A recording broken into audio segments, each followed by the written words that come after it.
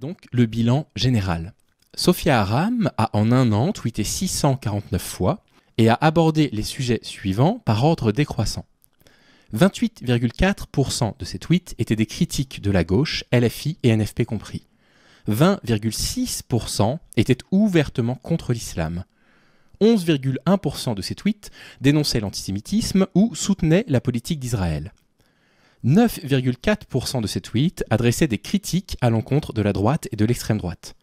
7,2% étaient consacrés à la notion de laïcité ou citaient Charlie Hebdo, les deux allant très souvent de pair avec elle. 6,9% d'autopromotion, et on le comprend puisqu'elle joue encore des spectacles sur scène. 1,4% étaient consacrés à la dénonciation du racisme. 1,2% était un soutien au féminisme sans aborder la notion d'islam. Et enfin, moins d'1% concernait des critiques de la politique de Macron ou du pouvoir en place en général. C'est un compte Twitter de gauche, ça ? C'est non. Un compte qui ne parle presque jamais de racisme ni de féminisme, ou alors, et vous le verrez dans le deuxième chapitre, de façon très détournée.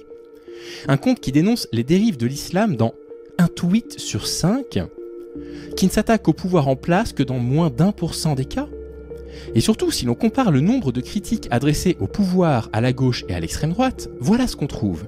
Il y a eu en un an donc 250 tweets pour critiquer différents partis politiques. 72,8% d'entre eux étaient des attaques envers la gauche, 24% des attaques à la droite ou à l'extrême droite, et seulement 3,2% d'attaques envers le pouvoir en place.